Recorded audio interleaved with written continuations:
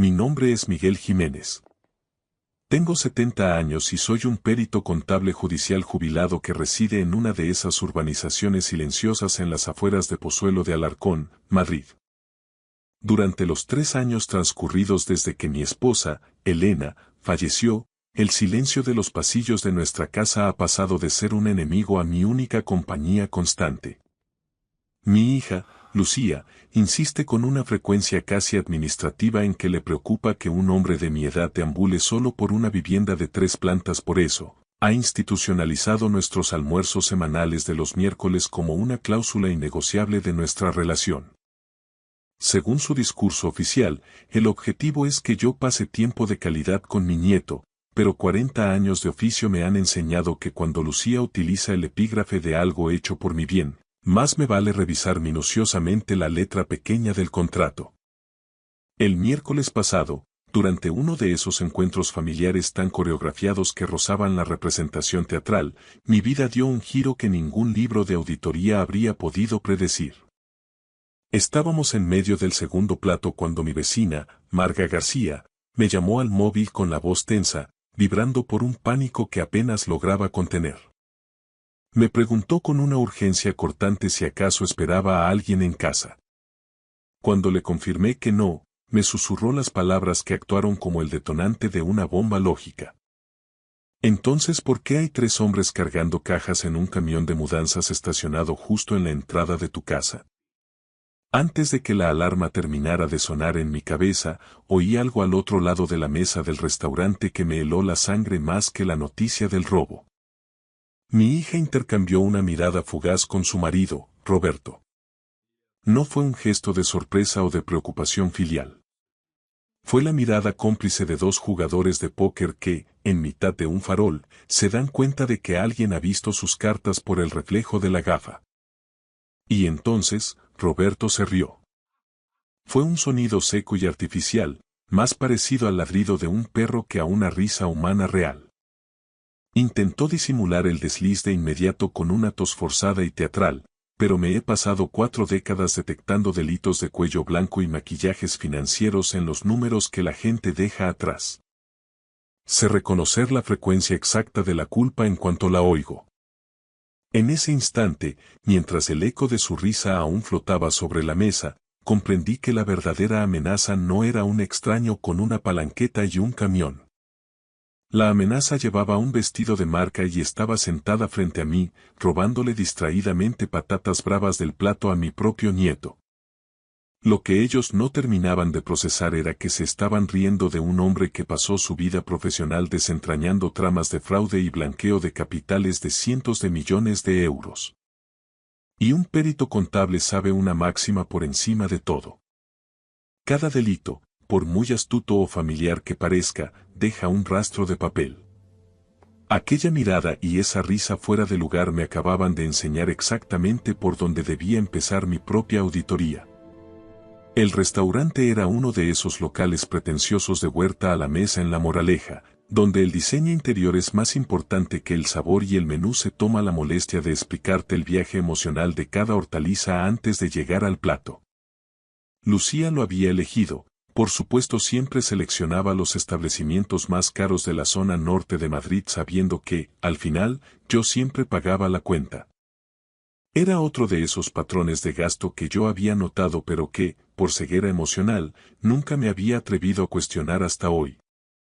Estaba sentado en un banco diseñado para el postureo de Instagram y no para la ergonomía, observando a mi nieto de 5 años, Mateo, mover sus bastoncitos de batata orgánica por el plato con una desgana infantil. El niño tenía los ojos de Elena, ese mismo tono miel que solía hacerme saltar el corazón y que ahora me servía de ancla. Mirarlo era, a la vez, el mayor de mis consuelos y una herida que, debido a la ausencia de su abuela, nunca terminaba de cerrar del todo.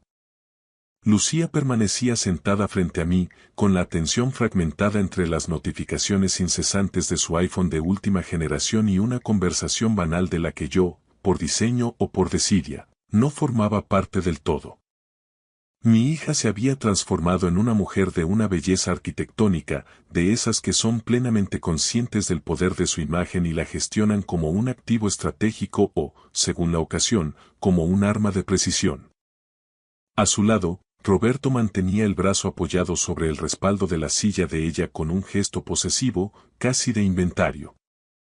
Roberto era un escaparate sin almacén, un promotor inmobiliario que se llenaba la boca con operaciones de 7 cifras en la Costa del Sol, pero que, misteriosamente, siempre sufría tensiones de liquidez que le obligaban a pedir préstamos para las facturas más triviales.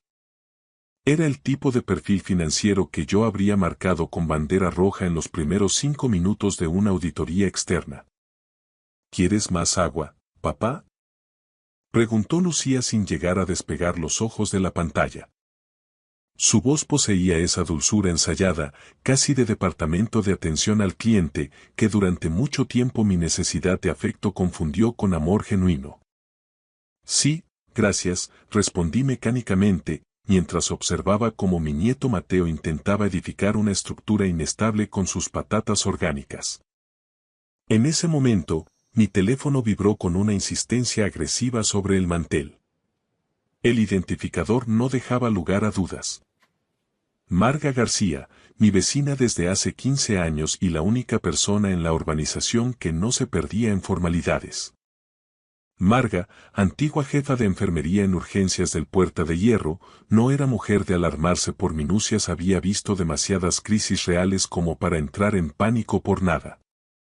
Descolgué de inmediato, sintiendo una punzada de aprensión en el estómago.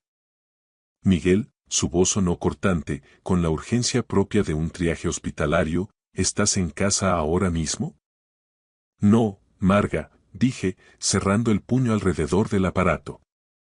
Estoy en La Moraleja, comiendo con Lucía. ¿Qué sucede?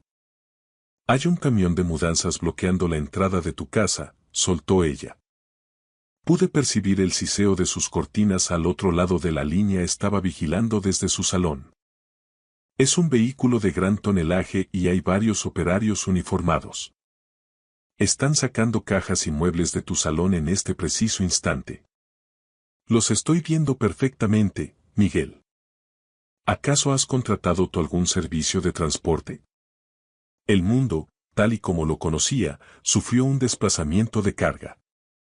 Mi casa, el refugio que Elena y yo construimos piedra a piedra, el santuario donde cada rincón custodiaba un fragmento de nuestros 42 años de matrimonio, estaba siendo desmantelado. Me puse en pie con una brusquedad que volcó mi copa de agua. Los cubitos de hielo se desparramaron por la mesa de madera tratada como testigos mudos que huyen de una escena del crimen. Lucía, tengo que irme ahora mismo. Marga dice que hay intrusos en casa. Se están llevando nuestras cosas. Lo que mi instinto paternal esperaba era un salto de alarma, una hija cogiendo las llaves del coche y ofreciéndose a escoltarme a Pozuelo a toda velocidad. Lo que recibí, sin embargo, fue esa mirada. Un intercambio de señales de milisegundos entre Lucía y Roberto, un código binario cargado de una información que yo no debía descifrar. Y entonces, Roberto soltó aquella risa. Estaba fuera de registro el tono, la cadencia y la forma en que intentó ahogarla de inmediato revelaban una verdad espantosa. Lo camufló con un ataque de tos forzado, golpeándose el esternón con una teatralidad que me resultó insultante. Se me ha ido el agua por el otro lado, consiguió articular con los ojos enrojecidos. Lo siento, Miguel. Seguro que es un error. Será un camión de reparto que se ha equivocado de número en la urbanización. Ya sabes que el GPS se vuelve loco con las calles nuevas de Pozuelo. Lucía sintió con una rapidez casi convulsiva.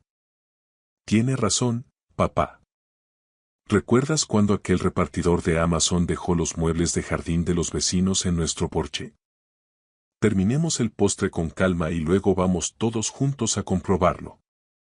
No hay necesidad de alarmarse por una confusión de transportistas.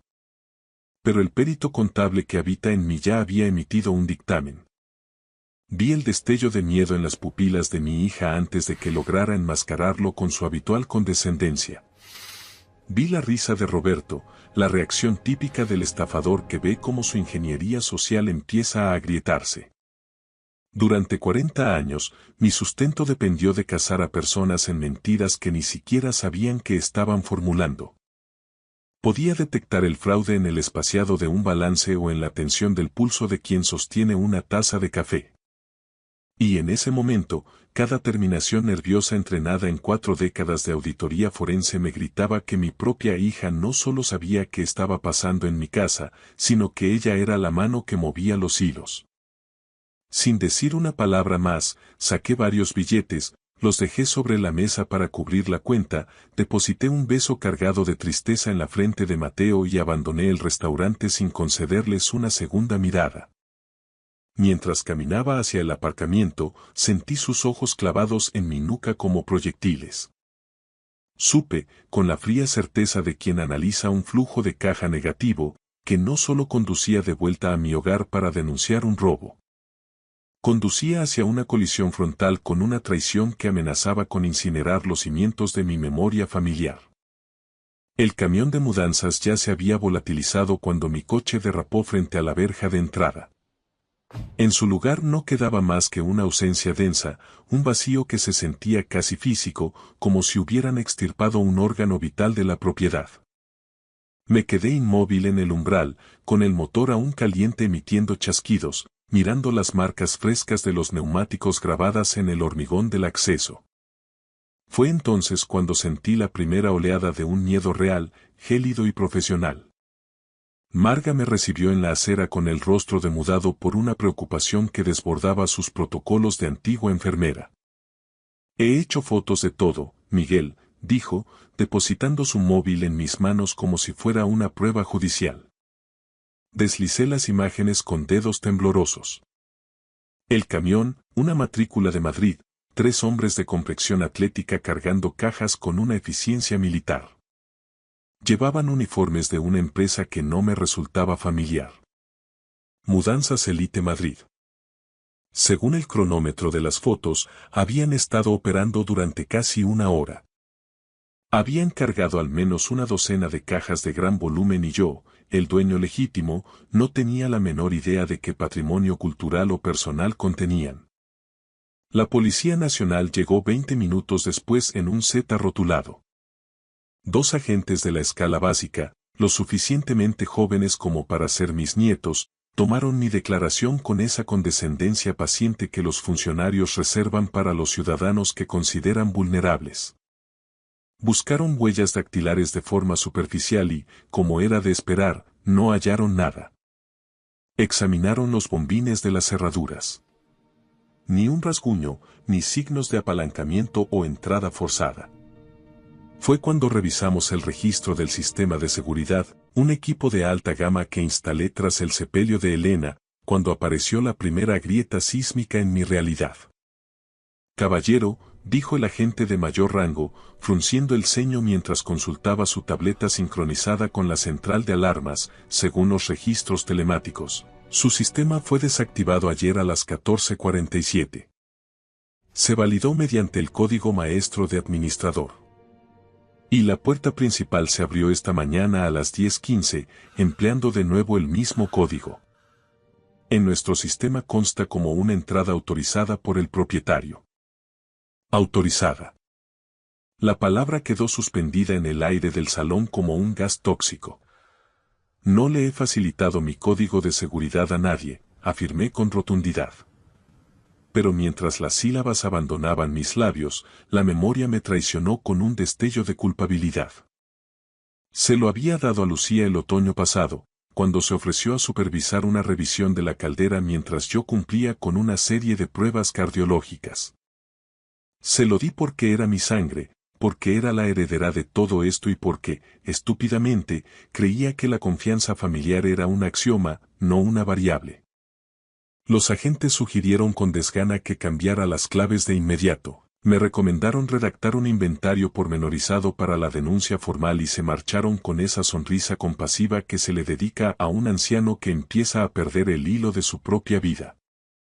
No lo verbalizaron, pero lo leí en su lenguaje corporal. Para ellos, esto era un asunto doméstico. La típica disputa de herencias en vida donde los hijos se toman libertades excesivas con el mobiliario de los padres. Tal vez, si yo fuera otro tipo de hombre, un jubilado más dócil, habría aceptado esa narrativa reconfortante para evitar el dolor. Pero me he pasado 40 años siguiendo el rastro del dinero, rastreando hilos invisibles de fraude fiscal y alzamiento de bienes a través de laberintos de libros contables y cuentas en paraísos fiscales. Sabía que los delitos de esta envergadura no ocurren por generación espontánea. Tienen raíces financieras, patrones de comportamiento y una cronología oculta. Lo que estaba sucediendo en mi hogar no había comenzado con un camión de mudanzas, el camión era solo la fase de ejecución. La planificación había empezado mucho antes y yo pensaba auditar cada segundo de ella. Tras la marcha de la patrulla, recorrí las estancias con la atención metódica y fría de un investigador de la policía científica. No buscaba lo que faltaba, todavía no me importaban los objetos. Buscaba lo que era anómalo. El escritorio de mi despacho, mi centro de operaciones personal, había sido manipulado. Eran matices que solo alguien que ha habitado ese espacio durante 3 décadas podría detectar. El ángulo de rotación de mi silla ergonómica estaba desviado unos grados, los bolígrafos en el cubilete de plata no seguían mi orden cromático habitual. Incluso la fina película de polvo sobre el archivador metálico mostraba surcos longitudinales bajo la luz oblicua de la tarde. Alguien había estado revisando mi archivo documental con una calma aterradora, alguien que no sentía la urgencia de un ladrón, sino la autoridad de un dueño. Abrí el segundo cajón del archivador con el pulso acelerado. Mis dedos buscaron instintivamente la carpeta colgante etiquetada como patrimonio y escrituras. Al sopesarla, el pavor se transformó en una certeza matemática. Pesaba demasiado poco. Faltaba el 50% del historial documental de mi vida. La escritura pública original de la vivienda. Desaparecida. El título de propiedad y los recibos del IBI de los últimos 5 años. Desaparecidos. El documento de cancelación de la hipoteca que Elena y yo logramos liquidar tras años de sacrificios. Desaparecido. En su lugar, hallé una sola hoja de papel térmico, una fotocopia que yo nunca había archivado. Era una escritura de cesión de propiedad fechada hacía apenas 3 meses. En ella, se transfería la titularidad íntegra de mi casa a una sociedad limitada denominada Inversiones Familiares Levante S.L. Mi firma figuraba al pie del documento, aparentemente legitimada ante un notario cuyo nombre no reconocía. El problema era simple. Yo jamás había firmado ese documento. Jamás había oído hablar de esa sociedad con nombre extranjero. Y, bajo ningún concepto, habría aceptado regalar el hogar que compartí con Elena, un activo inmobiliario que, según la última valoración de mercado en Pozuelo, superaba los 1.400.000 euros. Mis manos vibraban con tal intensidad que el papel producía un sonido metálico al agitarse. Pero mi mente, forjada en décadas de análisis forense, ya estaba procesando las implicaciones legales. Una cesión de este tipo suele ser una herramienta de planificación sucesoria o de protección de activos, pero en este contexto, era la prueba irrefutable de un abuso financiero institucionalizado. Alguien había suplantado mi identidad para vaciar mi patrimonio. Y ese alguien conocía mis códigos, mis rutinas y el orden de mis archivos. El rostro de mi hija, con su mirada gélida en el restaurante, volvió a mi mente, seguido por la risa sibilina de Roberto. No, intenté decirme, pero la lógica contable es implacable. Los hechos no mienten, solo las personas lo hacen. Esa noche no pisé el dormitorio. Me instalé en la mesa de la cocina con mi portátil de alta capacidad y un cuaderno de notas nuevo. Volví a mi estado natural de perito en activo. Empecé a seguir el dinero, y el primer hilo del que tirar era esa misteriosa Inversiones Familiares Levante S.L. Lo primero que hice, con el pulso todavía vibrando por la indignación, fue solicitar una nota simple informativa a través del portal online del registro de la propiedad. En España, estos registros son públicos y actúan como el acta de nacimiento y defunción de cualquier inmueble.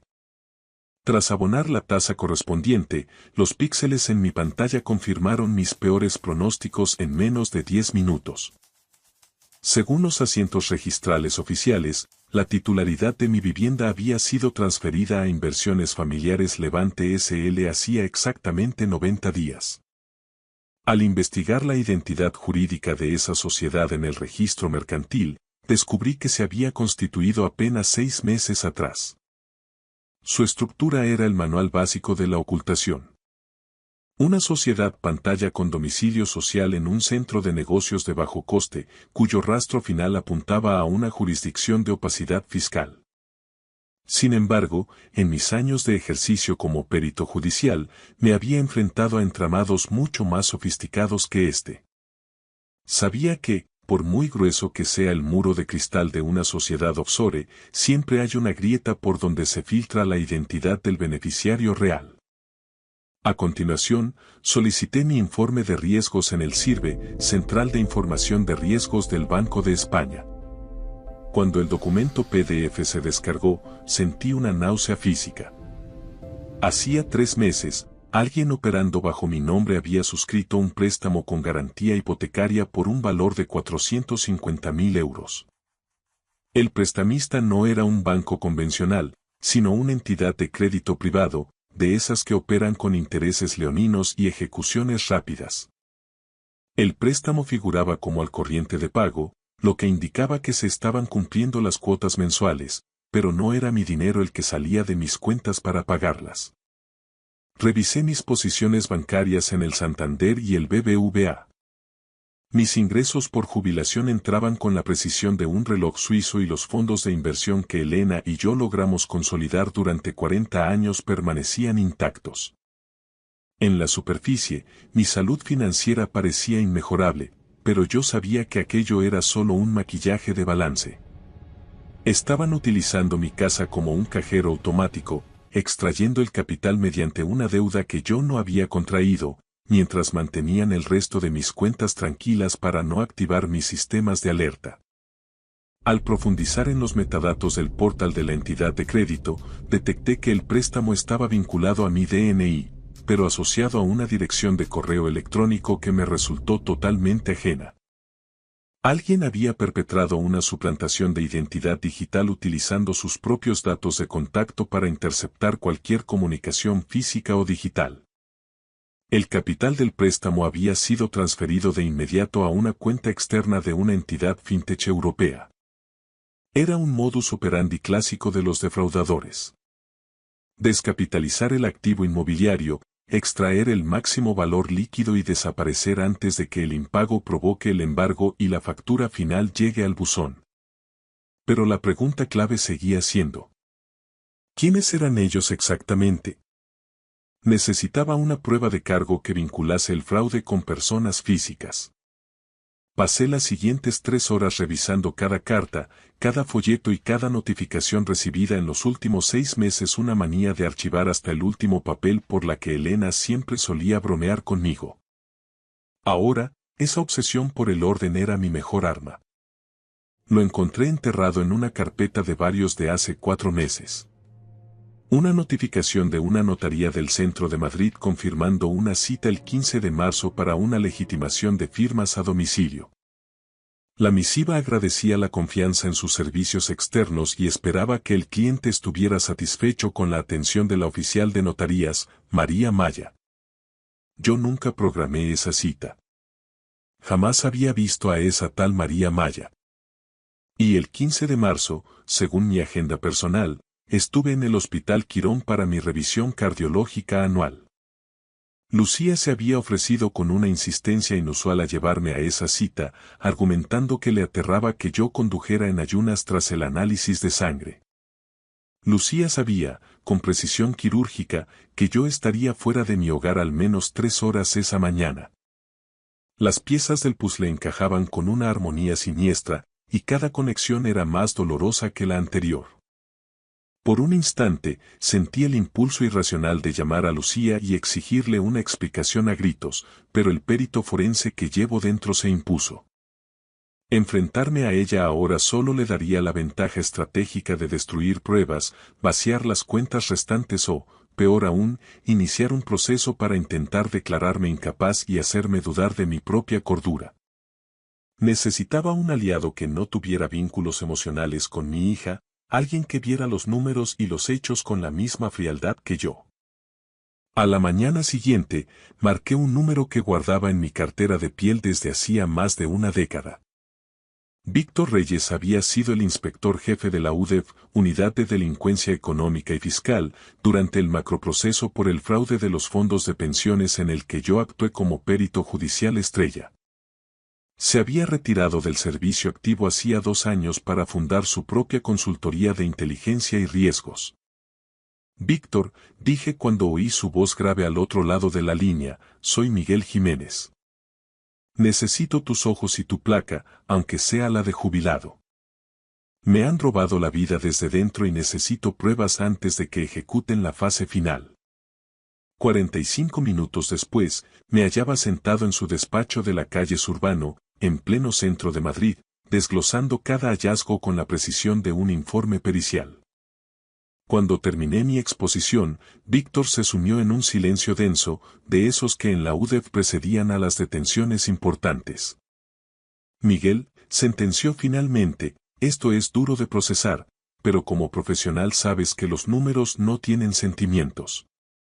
Todo lo que describes es un manual de abuso financiero de mayores.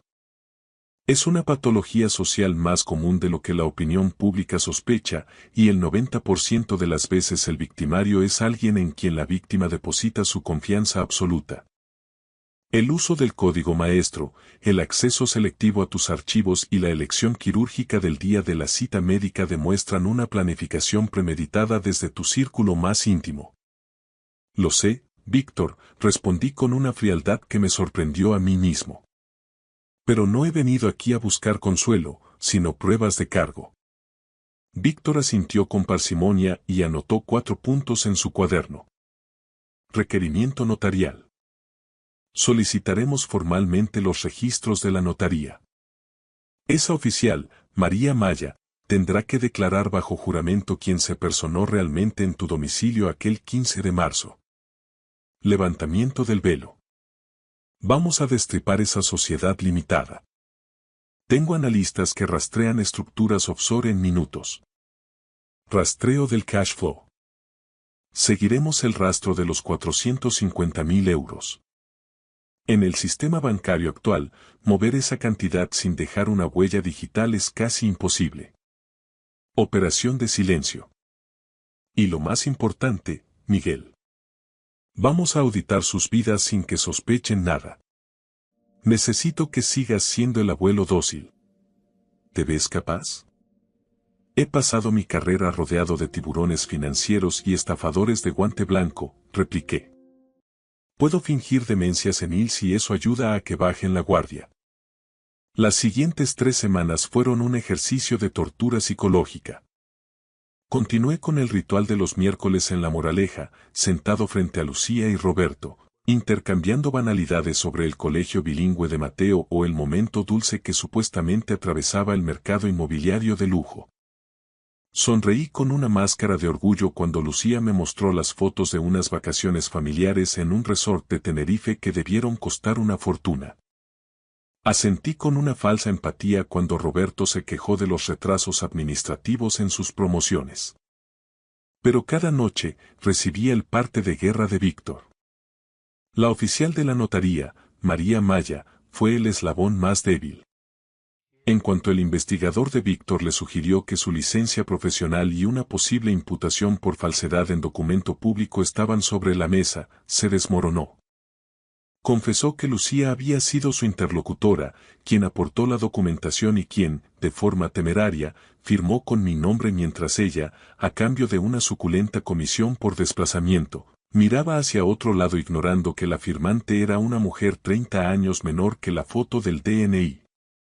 La sociedad pantalla, Inversiones Familiares Levante, era una carcasa vacía gestionada por un testaferro profesional, pero los contactos de Víctor llegaron hasta el cerebro jurídico. Un abogado llamado Ignacio Moreno. Al auditar otros expedientes de Moreno, el nombre de Roberto apareció como un virus. Estaba vinculado a una decena de sociedades fantasma, promociones fallidas en la Costa del Sol y una sentencia por estafa civil que habían logrado mantener oculta bajo acuerdos de confidencialidad. El destino de los 450.000 euros fue lo más revelador. 150.000 fueron succionados de inmediato para cancelar deudas de tarjetas de crédito y préstamos personales a nombre de Roberto. 100.000 sirvieron como señal para la compra de un apartamento en una urbanización de lujo en Marbella, registrado a nombre exclusivo de Lucía. 50.000 se desviaron a una plataforma de trading de alto riesgo, donde ya habían perdido la mitad del capital. 150.000 se habían esfumado en retiradas sistemáticas de efectivo en cajeros y ventanilla durante los últimos 90 días. Estaban desguazando mi patrimonio a una velocidad de vértigo. Y lo peor estaba por llegar. Víctor interceptó correos electrónicos entre Lucía y una inmobiliaria de alto standing en Pozuelo. Planeaban poner mi casa en el mercado en menos de un mes, aprovechando la escritura falsa. El precio de salida: 1.300.000 euros. Tenemos evidencias para ganar un juicio, me advirtió Víctor, pero una instrucción judicial en España puede durar años. Si queremos recuperar tu casa y tu paz de forma inmediata, necesitamos una confesión. Tenemos que hacer que se incriminen ellos mismos. 3 días después, siguiendo el plan de Víctor, invité a Lucía y a Roberto a cenar en mi casa de Pozuelo. Les dije que, tras reflexionar sobre la soledad y mi edad, quería formalizar la planificación de mi herencia y donarles algunos activos en vida. Observé el rostro de mi hija y, por primera vez, vi la codicia pura filtrándose por sus poros, apenas camuflada tras una sonrisa de preocupación filial. Claro, papá, respondió con una voz que pretendía ser dulce, pero que me sonó a metal rozando cristal. De hecho, Roberto y yo también queríamos hablar contigo de eso. Para asegurarnos de que tu futuro esté bien cubierto y no tengas que preocuparte por nada. El futuro, pensé mientras les abría la puerta. Se referían al futuro donde yo era un estorbo desahuciado y ellos disfrutaban del botín de mi vida. Estaban entrando en mi casa por última vez como dueños de la situación. No sabían que la auditoría final acababa de empezar. Preparé el famoso asado de Elena, siguiendo paso a paso la receta que había memorizado tras 4 décadas de matrimonio. Puse la mesa con nuestra mejor vajilla, la de la boda, y rescaté del mueble bar un Rioja que guardábamos para una ocasión especial. Hice que todo pareciera lo más normal, cálido y acogedor posible, el escenario perfecto para una última cena familiar. Llegaron a las 6 de la tarde con Mateo. Mi nieto corrió a mis brazos con esa inocencia que solo tienen los niños de 5 años y, por un momento, el peso de lo que estaba a punto de ocurrir casi me desmorona. Este niño crecería cargando con el estigma de que sus padres eran unos criminales de guante blanco. Esa era una herida transversal que nunca sanaría del todo. Pero no podía permitir que el sentimentalismo nublara mi juicio profesional. Tenía una última auditoría que ejecutar. Nos sentamos a cenar y, siguiendo la estrategia de Víctor, dejé que ellos marcaran el compás de la conversación. Lucía desplegó su habitual discurso sobre lo mucho que le angustiaba que yo viviera solo en una casa tan sobredimensionada en Pozuelo. Roberto, con una audacia que me resultaba repulsiva, mencionó una comunidad de vida asistida de ultra lujo en la zona de Aravaca de la que supuestamente había oído maravillas. Estaban preparando el terreno, construyendo su narrativa de desahucio preventivo, y les dejé creer que su ingeniería social estaba surtiendo efecto. Finalmente, durante el café y los postres, Lucía estiró el brazo y puso su mano sobre la mía con un gesto que pretendía ser protector. Papá, dijo con esa voz aterciopelada, cargada de una emoción ensayada ante el espejo, hemos estado dándole vueltas. Esta casa te genera un volumen de trabajo inabarcable. El mantenimiento del jardín, la piscina, las reparaciones constantes. Y el recibo del IBI debe de ser una cifra astronómica. Roberto y yo nos preguntábamos si, por tu propio bienestar, ¿considerarías venderla y mudarte a un sitio más manejable, donde pudieras disfrutar de tu jubilación sin estas cargas? Miré su mano sobre la mía y, como en un flash de archivos antiguos, recordé el día que nació, lo frágiles que eran sus dedos y la ferocidad con la que juré protegerla de cualquier mal. Recordé cuando le enseñé a montar en bicicleta por estas mismas calles, cuando la acompañé al altar y la primera vez que puso a Mateo en mis brazos. Luego, la imagen se fundió con la firma falsificada en la escritura de cesión de propiedad que reposaba en mi archivador. En realidad, respondí, manteniendo mi voz en una frecuencia firme y desprovista de emoción, yo también he estado analizando ese escenario. De hecho, le he dado muchas vueltas al estado de mis activos últimamente. Los ojos de Lucía emitieron un destello de triunfo codicioso. Roberto se inclinó ligeramente hacia adelante, como un depredador que huele la presa herida. Ah, sí, dijo Lucía, apretando mi mano. Eso es una noticia maravillosa, papá. Solo queremos lo mejor para ti, lo sabes. Sé exactamente lo que queréis, sentencié con una frialdad que los dejó helados. Acto seguido, saqué una carpeta de cuero de debajo de la silla y la puse sobre la mesa, justo en el centro del mantel de hilo. El rostro de Lucía mutó de la euforia a una palidez cadavérica. La mano de Roberto sufrió un espasmo involuntario, volcando su copa de vino tinto sobre el mantel blanco. No me moví para contener el derrame, dejé que la mancha se extendiera como la sangre en una escena del crimen. Esa carpeta, comencé, utilizando el tono monocorde y preciso que empleé en mis declaraciones ante la Audiencia Nacional durante 40 años, contiene copias compulsadas de la escritura de cesión fraudulenta que presentasteis en el registro. También contiene el extracto de riesgos del Banco de España que muestra el préstamo hipotecario de 450.000 euros que solicitasteis suplantando mi identidad. Está el desglose pormenorizado del flujo de ese capital. El apartamento de Marbella, la liquidación de vuestras deudas de juego y tarjetas, y esa cuenta de inversiones ruinosas. Además, cuento con la confesión firmada de María Maya, la oficial de la notaría, y la cadena de correos electrónicos con la inmobiliaria para malvender mi hogar en menos de un mes. Lucía rompió a llorar de inmediato, un llanto histérico donde no supe distinguir si había rastro de arrepentimiento o simplemente el terror de la captura. Roberto, por su parte, parecía estar calculando frenéticamente sus rutas de escape, con los ojos clavados en la puerta del salón. Ni se te ocurra intentar salir de aquí, Roberto, le advertí. Hay una unidad de la UDEF y un equipo de investigación privada estacionados en la calle. Esto es un asunto de extrema gravedad penal. Estafa agravada, falsedad en documento público, fraude bancario y abuso financiero. Víctor Reyes os envía sus más sinceros saludos. El rostro de Roberto pasó del gris al ceniza. Parecía haber envejecido 10 años en 10 segundos. Papá, articuló Lucía entre sollozos compulsivos, por favor, no lo entiendes. Estábamos desesperados. El negocio de Roberto entró en concurso de acreedores. Íbamos a perderlo todo, incluso nuestro piso. Solo intentaba proteger a mi familia de la ruina. Iba a devolver cada céntimo, te lo juro por la memoria de mamá. Miré a mi hija, a esta mujer a la que había amado sin condiciones durante toda su vida, y sentí como el último hilo de mi ceguera paternal se cortaba definitivamente. El padre que la sostuvo en su primer día de colegio seguía allí, en algún rincón de mi corazón, pero sentado a la mesa estaba el perito contable que había visto a cientos de criminales intentar justificar sus actos con excusas emocionales. No estabas intentando proteger a tu familia, Lucía, dije en voz baja, con una tristeza infinita.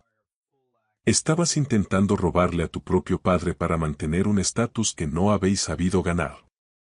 Hay una diferencia ética y legal insalvable entre la desesperación y la traición. El silencio que se instaló en el comedor era una sustancia física, un vacío de aire que pesaba sobre los hombros de los tres. Roberto hizo un amago de levantarse, un impulso primario de huida, pero mi mirada, la misma que hacía flaquear a directivos corruptos en los juzgados, lo dejó clavado en la silla de caoba. Lucía seguía sumida en un llanto rítmico, ocultando su rostro tras unas manos que ahora me parecían las de una extraña. No voy a veros entrar en prisión, sentencié, y por un milisegundo fugaz detecté un destello de esperanza, casi de victoria, en sus pupilas. Pero proseguí sin concederles un respiro. Y no lo haré por benevolencia, ni por un perdón que no os habéis ganado, sino por Mateo. No voy a permitir que el legado de mi nieto sea el estigma de crecer visitando a sus padres en los locutorios de Soto del Real. No dejaré que vuestra codicia le arrebate también su infancia. Extraje un segundo fajo de documentos de la carpeta de cuero. Eran acuerdos transaccionales y actas de reconocimiento de deuda, redactados con una precisión quirúrgica por el equipo jurídico de Víctor. Este es el pliego de condiciones, y no es negociable, dije, deslizando los papeles sobre la mancha de vino. Primero. Hoy mismo firmaréis la reversión de la titularidad de esta casa ante el notario que yo elija. Segundo. Pondréis a la venta el apartamento de Marbella de inmediato, y hasta el último céntimo de esa operación se destinará a liquidar el préstamo hipotecario que solicitasteis a mis espaldas. Tercero. Roberto, vas a firmar una confesión detallada, punto por punto, de cada fase de este fraude. Ese documento quedará bajo la custodia de mi abogado y no llegará a la fiscalía a menos que volváis a intentar una sola maniobra contra mi patrimonio o pongáis un pie en esta propiedad sin mi autorización expresa. ¿Y qué va a hacer de nosotros?, preguntó Roberto con una voz quebrada, despojada de toda su arrogancia de promotor de éxito. Lo que suceda con vuestro matrimonio, vuestro nivel de vida y vuestras deudas pendientes con terceros es, a partir de este instante, un problema ajeno a mi balance personal. Consideradlo el precio de vuestra libertad ambulatoria. Pero hay una cláusula adicional, la más importante para mí. Clavé mis ojos en Lucía. Ella levantó la vista, mostrando un rostro demacrado por el maquillaje corrido y una mirada que destilaba una mezcla de derrota y resentimiento. No volverás a ver a Mateo sin mi supervisión directa. Ni una tarde de parque, ni un fin de semana a solas. Has demostrado que eres capaz de sacrificar la estabilidad y el futuro de tu propio hijo para sufragar un estilo de vida que no te corresponde. A partir de hoy, yo gestionaré un fondo fiduciario blindado para su educación y su porvenir, totalmente fuera del alcance de vuestras manos y de vuestras deudas. El proceso de reconstrucción de mi realidad llevó meses de gestiones burocráticas y legales. Con la asesoría estratégica de Víctor, logramos revertir la inscripción en el registro de la propiedad y cancelar el préstamo leonino. Lucía y Roberto se vieron obligados a liquidar casi todos sus activos para evitar la vía penal. Se mudaron a un modesto piso de alquiler en la periferia de Madrid y, aunque mi hija intenta contactar conmigo de vez en cuando bajo el pretexto de pedir perdón, el perito que hay en mí sabe distinguir el remordimiento real de la necesidad financiera. Sé que lo que extraña es el acceso a mi solvencia, no la presencia de su padre. He asimilado una lección vital dolorosa y tardía. El amor no es sinónimo de confianza. Se puede amar a alguien con cada fibra del ser y, simultáneamente, tener la obligación moral de verificar cada una de sus palabras. He aprendido que se puede mantener a la familia cerca mientras uno se blinda contra sus peores instintos. El amor incondicional es un sentimiento noble, pero la confianza incondicional es, en términos contables, un riesgo sistémico que nadie debería asumir. A mis 70 años, pensaba que mis días de rastrear flujos de caja y detectar alzamientos de bienes habían quedado sepultados bajo la jubilación. Pero cuando el crimen llamó a mi propia puerta, ejecutado por mi propia sangre, fueron esas mismas habilidades, el ojo clínico para el engaño y el respeto sagrado por el rastro de papel, las que salvaron el trabajo de toda una vida. Algunos sostendrán que la lealtad familiar debe prevalecer sobre la justicia. A ellos les respondo con la frialdad de los hechos. Lucía dejó de ejercer como mi hija en el preciso instante en que decidió que yo no era un padre, sino un activo líquido que ejecutar. Le debía mi amor, y siempre guardaré en un rincón de mi memoria a la niña que fue, pero no le debía mi hogar, ni mi seguridad, ni el sacrificio de mi dignidad. Recogí la mesa, lavé la vajilla de Elena y, por primera vez en mucho tiempo, el silencio de la casa no se sintió como una ausencia, sino como una victoria. Gracias por escuchar mi historia hasta el final. Si resonó contigo, dale like, escribe en los comentarios qué fue lo que más te tocó y no olvides decir de dónde eres. Suscríbete al canal, vienen muchas más historias. Mi mujer dejó una nota sobre la encimera de Dectón de la cocina. He terminado contigo. He puesto la casa en venta y ya hay un acuerdo en firme. Recoge tus cosas y vete. La leí 2 veces antes de que las palabras cobraran un sentido real en mi cabeza. El material sintético bajo mis dedos se sentía más gélido que de costumbre, una frialdad que parecía subirme por los brazos.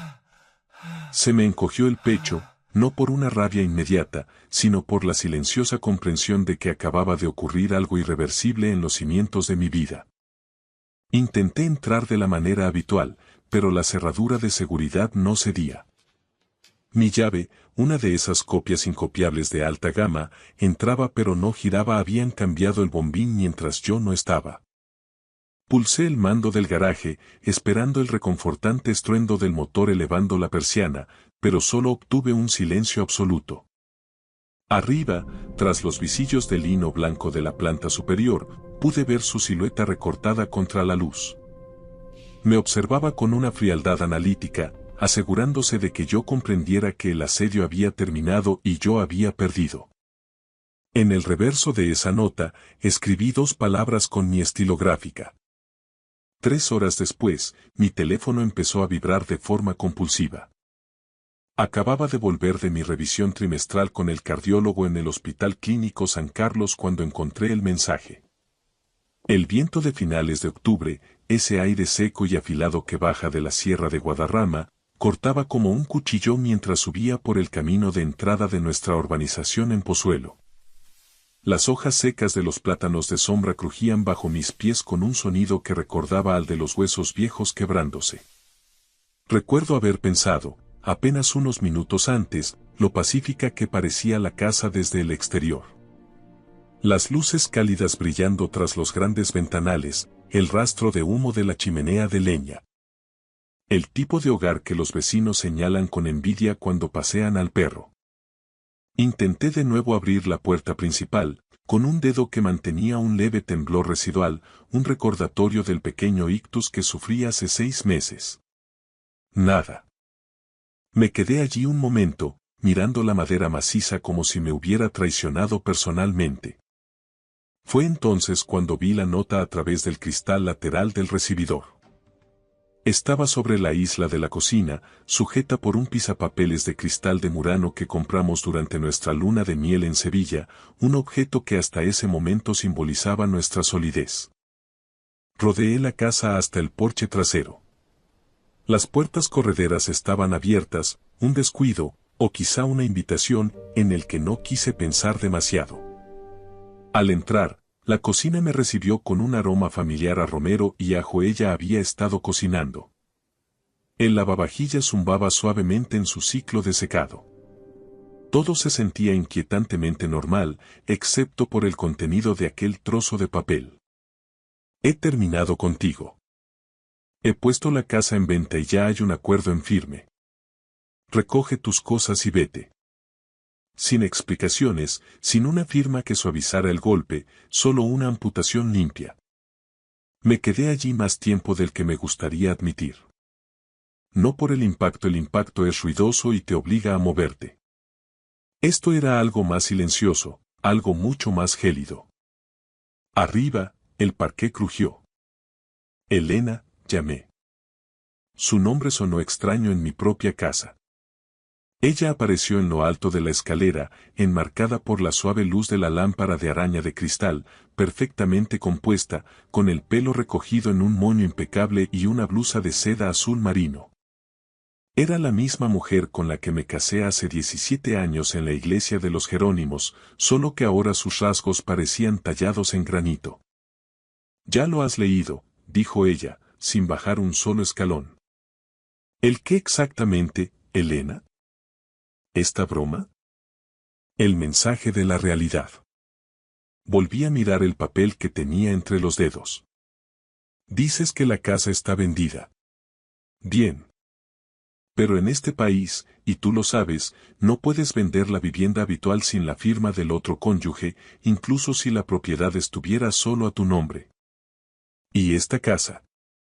Ella esbozó una sonrisa pequeña, cansada y llena de una condescendencia que me dolió más que el ictus. No necesito tu firma para el contrato de arras que ya se ha firmado. Ni la necesitaré mañana. El viento golpeó los ventanales con fuerza. En la finca vecina, un perro ladró con insistencia. Elena, dije con cuidado, manteniendo la voz nivelada para que no notara mi fatiga, ¿de qué estás hablando? ¿Cómo pretendes escriturar? Hablo de que te has convertido en una sombra, Carlos. Bajó la mitad de la escalera, deteniéndose a una distancia que consideró segura. Sufriste un ictus. Apenas puedes gestionar tu medicación sin que la aplicación del móvil te lo recuerde. Olvidas reuniones, confundes fechas. Duermes la mitad del día y la otra mitad la pasas mirando por la ventana. No puedo, y recalcó el puedo, seguir fingiendo que somos una pareja funcional. Me estoy recuperando, los médicos dicen que la plasticidad cerebral. Te estás hundiendo y te llevas mi vida contigo, me interrumpió. Hemos aceptado una oferta en firme, todo en efectivo, sin hipotecas. La firma ante el notario es mañana a las 10. Los compradores quieren la posesión inmediata. He organizado el traslado de tus cosas a un guardamuebles. No tienes autoridad legal para transferir la propiedad de este inmueble. Tengo un poder notarial, dijo ella, endureciendo el tono y sacando un documento del bolsillo de su blusa. Lo firmamos ante el notario Jiménez en marzo, después de que salieras de la UCI. Tú lo firmaste. ¿Te acuerdas? ¿O es que tu memoria también ha borrado eso? Lo recordaba. Después del ictus, cuando aún estaba aturdido y desbordado por la gratitud de estar vivo, ella insistió en que era una medida puramente operativa. Por si pasa algo, había dicho con voz dulce, por si necesitas que gestione las cuentas mientras descansas. Y, confiando en los 17 años que nos unían, firmé. Pero yo conocía la ley mejor de lo que ella pensaba. ¿Crees que soy una carga económica o emocional? Pregunté en voz baja. Ella apretó la mandíbula, y por un momento vi la máscara de frialdad agrietarse. Creo que me merezco estabilidad y un futuro que no huela a hospital. Ahí estaba. No era dolor, ni miedo al luto. Era cálculo puro. ¿Quién es el comprador, Elena? Pregunté, observando cómo evitaba mi mirada. Eso no es asunto tuyo ya. Mañana recibirás la parte que te corresponda legalmente tras liquidar deudas. ¿Y a dónde se supone que voy a ir ahora mismo? Se encogió de hombros con una ligereza que me heló la sangre. Tienes tus inversiones y tu familia en el norte. Te las apañarás. Estudié su rostro desde abajo. Había algo tras su mirada que no cuadraba con su discurso de liberación. Una urgencia casi febril, un pánico contenido. Esto no iba sobre mi salud, iba sobre algo mucho más oscuro y urgente. Volví a la encimera y cogí la nota original. El papel era un verjurado de papelería cara, se había tomado su tiempo para que el mensaje tuviera el peso de lo definitivo. Le di la vuelta. En la cara en blanco, con trazo firme, escribí. Mira otra vez. Dejé la nota exactamente en el mismo lugar, bajo el cristal de Murano. ¿Qué significa eso, Carlos? No te pongas críptico ahora. Ya lo verás mañana en la notaría. Salí por la puerta del porche sin añadir una palabra. El aire de Madrid se sentía ahora más limpio en mis pulmones. Mi corazón, ese músculo que supuestamente me estaba fallando, latía con una firmeza que no sentía desde antes de la enfermedad. No conduje a un hotel de la zona. Me incorporé a la M40 y me dirigí directo al centro, hacia la calle Jorge Juan. Para cuando aparqué cerca del despacho de mi abogada, ya sabía lo que el registro de la propiedad me iba a confirmar. A las 17:42, mi teléfono vibró. Elena. Dejé que el silencio fuera mi respuesta. A las 17:47 volvió a vibrar, y luego 3 veces seguidas. Para cuando dieron las 20, acumulaba 12 llamadas perdidas y varios mensajes de audio que no me molesté en reproducir. En su lugar, me quedé en el despacho de Margarita, viendo cómo la luz de los monitores iluminaba nuestras caras mientras revisábamos la nota simple actualizada. La escritura de compraventa fallida se había intentado preparar esa mañana, usando mi nombre y mi supuesta voluntad delegada. Pero Elena había pasado por alto un detalle técnico vital. La casa no era mía a título personal para poder ser transferida mediante ese poder específico. No lo era desde hacía 12 años, cuando realicé una reestructuración de mis activos. Cuando finalmente salí al frío de la noche madrileña, mi teléfono vibró de nuevo. 17 llamadas perdidas. Lo puse boca abajo en el asiento del copiloto de mi coche. Ella creía que me había expulsado del tablero de juego con un movimiento maestro. No se daba cuenta de que, en su desesperación, acababa de cometer su primer error de bulto. Y mañana, ante el notario, estaba a punto de descubrir que yo nunca juego sin haber leído primero la letra pequeña. Para las 6:30 de la mañana siguiente, mi teléfono ya mostraba 23 llamadas perdidas de Elena. No había dormido mucho, no porque los nervios me traicionaran, sino porque mi mente estaba trabajando a pleno rendimiento, como un motor que recupera su par tras una avería. He pasado 35 años en la planificación patrimonial y la estructuración de activos para grandes fortunas en España. Cuando algo no tiene sentido, no entro en pánico. Sigo el rastro del dinero, porque el dinero siempre tiene una historia que contar. Elena no intentó vender la casa simplemente porque pensara que yo era un estorbo o que mi salud estaba decayendo. Lo hizo porque estaba desesperada. Y la desesperación es la madre de los errores judiciales. A las 7:12 de la mañana. Ya estaba sentado frente a Margarita Gil en su despacho de la calle Jorge Juan. Margarita ha sido mi abogada de confianza durante 14 años. Es una mujer aguda, metódica, de unos 40 y pocos años, el tipo de persona que no necesita levantar la voz porque su sola presencia y la precisión de sus argumentos imponen un silencio inmediato en cualquier sala. Deslizó un informe actualizado del registro de la propiedad sobre su escritorio de nogal. Presentó una solicitud de inscripción de escritura ayer a las 9:03 de la mañana. Dijo Margarita, quitándose las gafas con un gesto pausado. Utilizó el poder notarial preventivo que firmaste en marzo. Pero cometió un error de principiante. Asumió que la propiedad te pertenecía a título personal. No es así, dije, observando el sello del registro. No, desde luego que no. Hace 12 años, mucho antes de que Elena empezara a obsesionarse con redecorar el chalet de Pozuelo en tonos minimalistas y neutros, realicé una reestructuración profunda de mis activos para protegerlos de posibles vaivenes del mercado. Transferí la propiedad de la casa a una sociedad patrimonial, la cual a su vez es propiedad de un holding familiar con sede en Madrid. Era una estructura estanca, irrevocable y perfectamente legal. Yo soy el administrador único y beneficiario mayoritario. A Elena nunca le interesó la mecánica de nuestras finanzas, ella disfrutaba de los dividendos, no del papeleo.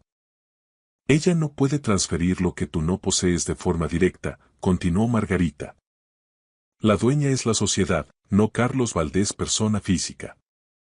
El poder notarial que ella tiene le da autoridad para actuar en tu nombre como individuo, pero no para representar a la sociedad ni para enajenar sus bienes inmuebles sin un acuerdo específico de la Junta. ¿Lo ha detectado ya el oficial de la notaría? Margarita esbozó una fina sonrisa, casi imperceptible. Lo harán en cuanto intenten protocolizar la venta. Pero ella ha ocultado la nota simple actualizada al posible comprador. Me recliné en la silla de cuero y exhalé lentamente. El dolor en el pecho del día anterior había desaparecido, reemplazado por una lucidez fría. La firma está programada para las 10, dijo ella consultando su agenda. En una notaría del Paseo de la Castellana. Los compradores son una pareja joven, él es un cirujano estético con mucho éxito. Han hecho un ingreso de arras astronómico la semana pasada. Eso explicaba la urgencia de Elena. Si el trato se caía, tendría que devolver el doble de la señal recibida según el Código Civil español. ¿Quién la asesora a ella?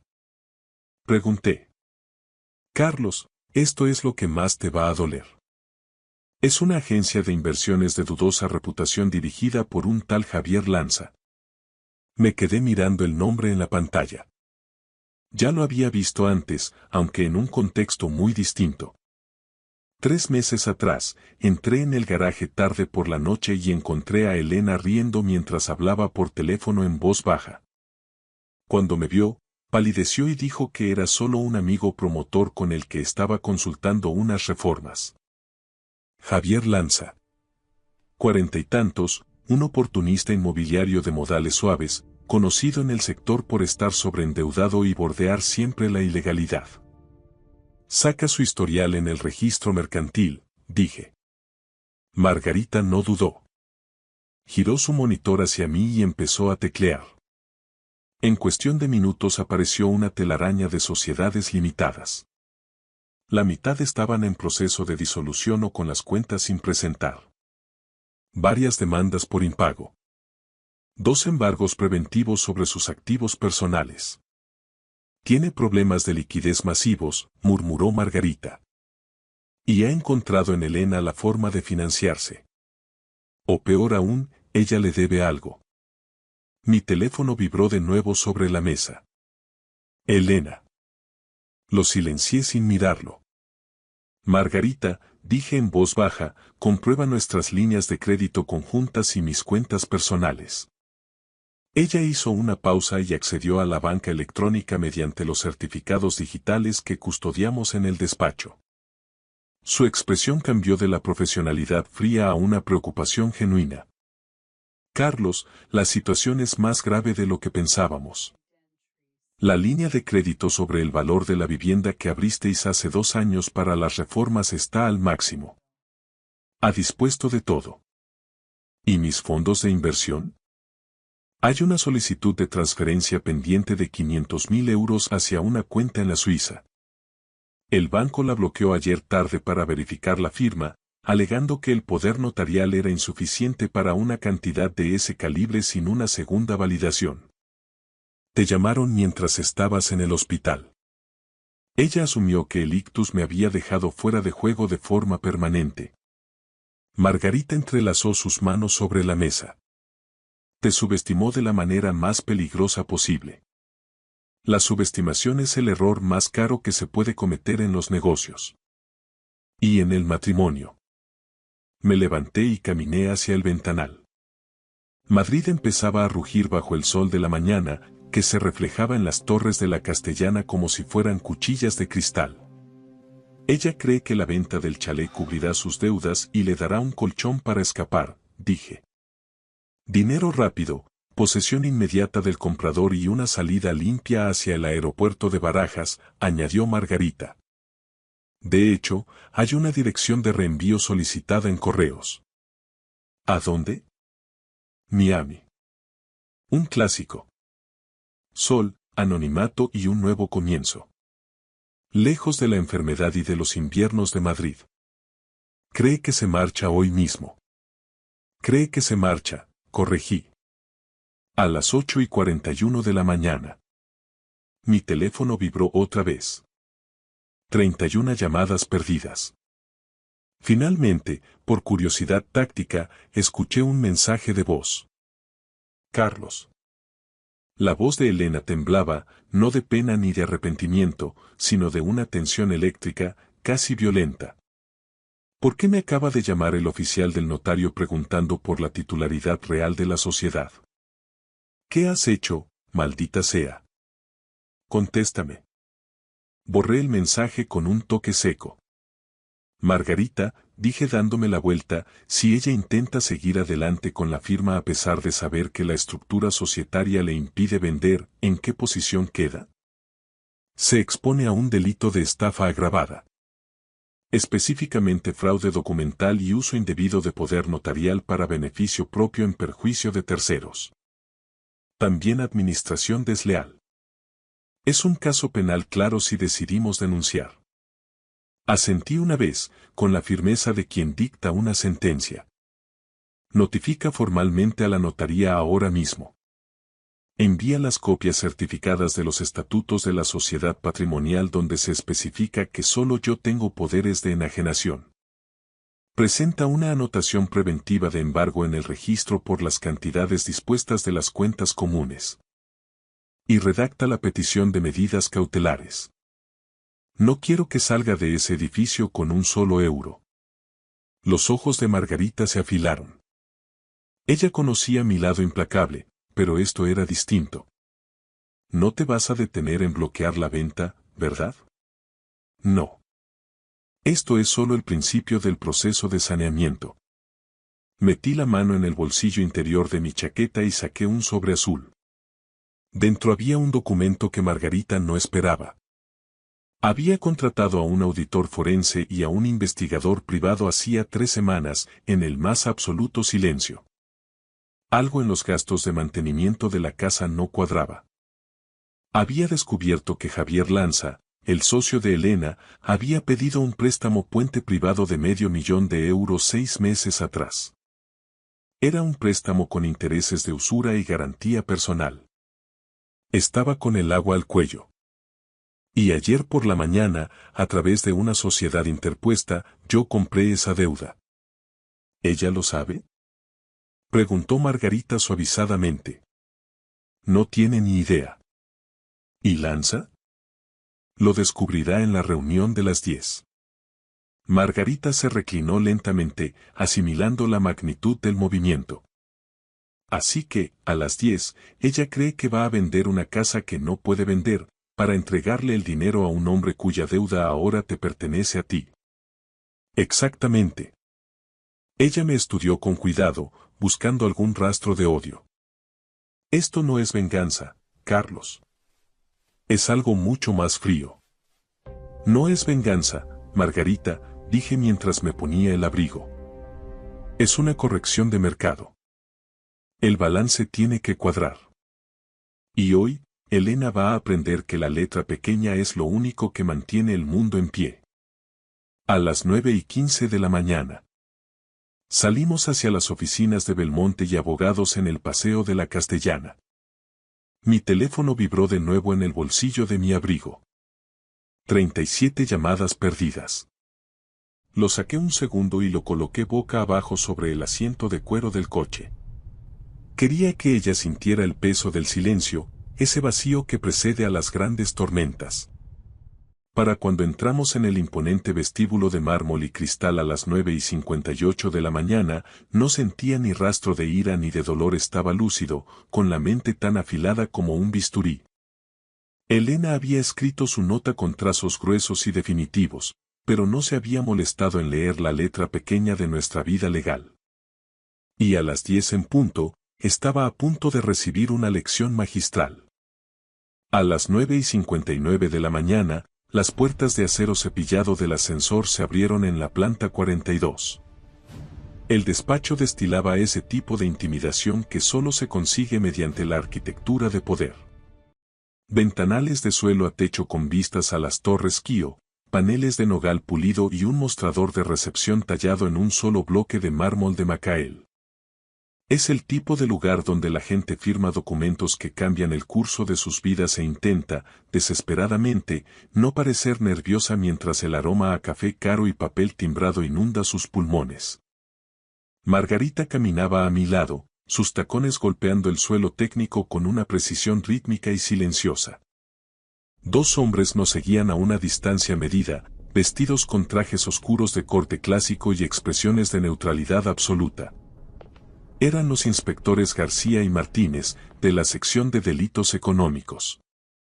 Parecían consultores externos o auditores senior, pero sus miradas escrutaban cada rincón con una intensidad distinta.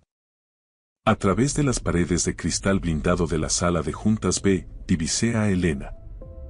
Estaba sentada muy erguida al final de una mesa de reuniones kilométrica, envuelta en esa blusa de seda azul marino que tanto le favorecía. Su postura era militarmente perfecta. A su derecha se encontraba Javier Lanza, impecable con un traje gris marengo hecho a medida, reclinado con una calma artificial que no lograba ocultar el brillo de ansiedad en sus ojos. Frente a ellos, la pareja joven. El cirujano, de espaldas rectas y mirada analítica, y su esposa, que sostenía una carpeta de piel con ambas manos como si contuviera el Santo Grial. Entre ambos, sobre el tapete de cuero de la mesa, descansaba un cheque bancario nominativo por valor de 1.200.000 euros. El precio de mi supuesta desaparición. El aire en esa habitación estaba cargado de una electricidad estática, una expectación casi insoportable. Margarita se detuvo un segundo antes de tocar el pomo. ¿Listo, Carlos? He estado listo toda mi vida, Margarita. Solo que ahora tengo los papeles para demostrarlo. A las 10:03 de la mañana. Exactamente, abrí la puerta sin llamar. El murmullo de la sala se extinguió de golpe. El rostro de Elena se quedó sin color tan rápido que el efecto fue casi clínico, como si le hubieran extraído la sangre con una jeringuilla.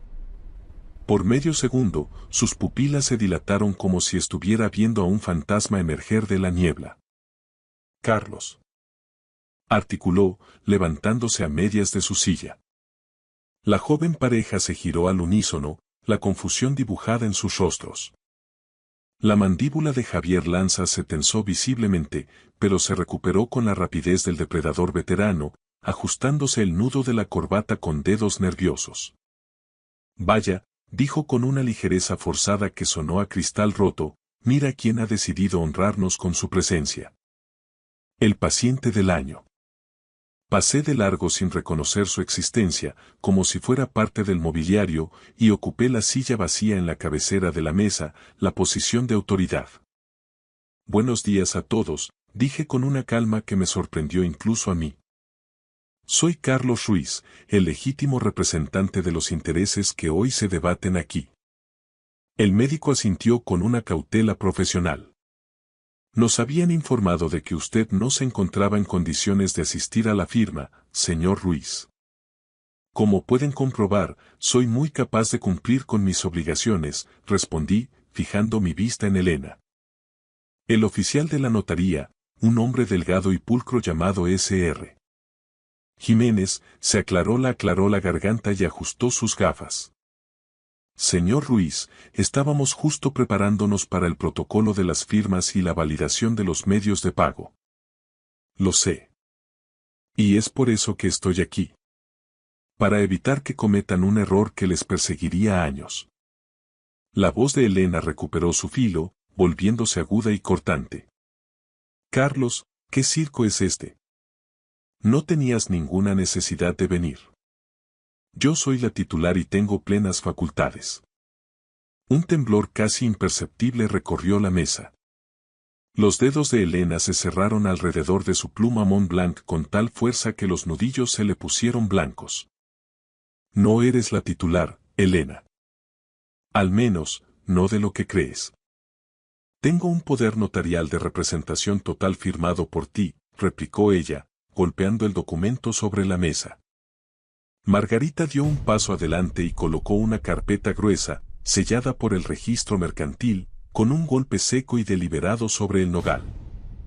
Un poder notarial de representación física, dijo Margarita con voz de acero, no otorga autoridad alguna sobre activos que están vinculados a una sociedad patrimonial con administración única. El oficial de la notaría, Jiménez, parpadeó confundido. Disculpe. La nota simple que se nos facilitó. Margarita abrió la carpeta y deslizó una copia certificada de los estatutos actualizados de Sociedad Patrimonial Valdés. La propiedad en la urbanización Monteclaro fue aportada a esta sociedad hace 12 años. El señor Ruiz es el administrador único y gestor solidario con voto de calidad. El poder que usted ostenta, señora Ruiz, es para actos personales de su marido, no para la enajenación de activos de una persona jurídica de la que usted no forma parte del órgano de administración. El oficial Jiménez miró el documento, comparó los sellos y luego clavó una mirada inquisidora en Elena. Señora Ruiz. Esto cambia radicalmente la validez del acto. La compostura de Elena se fracturó definitivamente. La máscara de la esposa perfecta y eficiente cayó al suelo. Eso es una trampa. No es posible. La escritura de compraventa que preparó mi gestor ayer fue ejecutada, interrumpió Margarita suavemente, bajo la omisión deliberada de la realidad registral. En derecho español, eso tiene un nombre muy feo. Falsedad en documento mercantil e intento de estafa. Javier Lanza se inclinó hacia adelante, con la voz suave pero cargada de una amenaza contenida. No compliquemos una operación sencilla. El poder la autoriza a actuar en nombre de él, y él es el dueño de la sociedad. Él es el dueño, repitió Margarita, y él está aquí sentado diciendo que no autoriza la venta. El poder se revoca en el mismo instante en que el poderdante manifiesta su voluntad contraria. Se hizo un silencio sepulcral. El médico, al otro lado de la mesa, retiró lentamente la mano que descansaba cerca del cheque bancario, como si el papel empezara a quemarle. ¿Qué está ocurriendo exactamente?, preguntó el cirujano, mirando a su abogado. Ocurre, respondí en voz baja, clavando mis ojos en los de él, que esta casa no está en venta. Y que este dinero que tienen sobre la mesa iba a terminar en una cuenta que ustedes nunca volverían a ver cuando estallara el litigio judicial. Elena se giró hacia mí con una mirada de puro odio, como si mis palabras fueran golpes físicos. No puedes hacerme esto después de todo lo que he pasado cuidándote. Ya lo he hecho, Elena. Lo hice el día que decidiste que mi vida valía menos que el saldo de una cuenta corriente. Su respiración se aceleró, perdiendo el ritmo. Carlos, esto es una humillación pública innecesaria. Podríamos haberlo hablado. Hablar se hace antes de cambiar las cerraduras de casa y vender los muebles de tu marido mientras está en el hospital, sentencié. El oficial de la notaría se levantó abruptamente, recogiendo sus sellos. Debo suspender esta firma de inmediato. No procederé bajo ninguna circunstancia hasta que el departamento jurídico verifique la titularidad real y la vigencia de los poderes. Esto es una irregularidad gravísima. La esposa del médico se inclinó hacia su marido, susurrándole algo con urgencia mientras le tiraba de la manga. Él asintió con el rostro serio y guardó cuidadosamente el cheque bancario en su carpeta de cuero, cerrando la cremallera con un sonido definitivo. La seguridad de Javier Lanza se disolvió por completo, una gota de sudor frío recorrió su sien. Carlos, dijo entre dientes, casi en un susurro, teníamos un acuerdo sobre el préstamo. No, respondí, disfrutando de su caída. Tenías una esperanza de cobro basada en una mentira. Y ahora, Javier, tú y yo tenemos mucho de qué hablar sobre esa deuda de $500,000 que ahora me debes a mí. Margarita le entregó al oficial Jiménez un último documento. Anotación preventiva de querella y nota de disputa presentada en el registro de la propiedad a las 8:17 de la mañana de hoy. Cualquier intento de transferencia queda bloqueado por orden judicial preventiva. Jiménez escaneó la página y su expresión pasó de la confusión profesional a una alarma genuina. La voz de Elena cayó en un tono quebrado, algo que quería parecerse a una súplica pero que conservaba el veneno. Carlos, por favor. Piensa en nosotros. Podemos discutir esto en la intimidad, sin abogados. Lo estamos discutiendo en el único lenguaje que pareces entender ahora mismo. El de los hechos probados. Sus ojos buscaron desesperadamente a la joven pareja, intentando salvar la venta, pero el optimismo de ellos se había evaporado, reemplazado por una incomodidad visible y el deseo de huir de aquella sala. Esto es solo un pequeño malentendido técnico, insistió Elena, con una sonrisa que era más una mueca. Carlos no se ha sentido bien últimamente, su juicio está. Tenga mucho cuidado con lo que va a decir a continuación, señora Ruiz, advirtió Margarita con una frialdad glacial. Hay 2 inspectores de policía en la puerta esperando para tomar declaración sobre el uso indebido de los fondos de las cuentas compartidas. Elena se detuvo en seco. El peso de esas palabras se asentó pesadamente en el aire, aplastando cualquier posibilidad de réplica. El silencio que siguió fue absoluto, roto solo por el sonido de la lluvia madrileña golpeando los cristales de la planta 42. Javier Lanza apartó su silla de cuero y se puso de pie bruscamente, haciendo que el roce de las patas contra el suelo de madera sonara como un disparo. Esto es ridículo. Hemos invertido meses, tiempo y recursos ingentes en esta transacción, espetó, tratando de recuperar una autoridad que ya no tenía. Y casi invierten en un fraude documental y una estafa agravada, respondió Margarita con una frialdad que heló el ambiente. En España, eso conlleva penas de prisión, señor Lanza. No es algo que se solucione con una disculpa. La palabra quedó flotando en el aire denso de la sala de juntas. Fraude. Lanza palideció hasta adquirir un tono grisáceo. El cirujano se levantó con la mandíbula tan tensa que se le marcaban los tendones del cuello. Nos marchamos, dijo el médico, mirando a su esposa. Ahora mismo. Lo lamento profundamente, dije con sinceridad, sosteniéndole la mirada. Ustedes son víctimas colaterales. Merecían un proceso limpio, no esta emboscada legal. Salieron de la sala sin decir una palabra más, dejando tras de sí un rastro de indignación. La puerta se cerró con un clic definitivo. Por un momento, solo el zumbido casi imperceptible del aire acondicionado llenó el vacío. Elena se giró hacia mí, sus ojos ya no mostraban frialdad, sino una rabia incandescente, la rabia de quien se descubre atrapado. ¿Qué has hecho?, susurró con una voz que vibraba de odio. Te lo advertí en la nota, Elena. Te dije que miraras otra vez. No quisiste hacerlo. Su compostura, mantenida con tanto esfuerzo durante años, se colapsó como un edificio de naipes. ¿Tú has orquestado todo este teatro? ¿Nos has tendido una trampa? No, dije con una calma absoluta, cruzando las manos sobre la mesa. La trampa la montaste tú el día que decidiste que yo era un activo amortizable. Yo solo he encendido las luces para que todos vean lo que hay dentro. Lanza agarró su maletín de piel, sus dedos temblaban visiblemente. Deberíamos irnos, Elena. Esto se hablará en otro foro, balbuceó, moviéndose hacia la salida.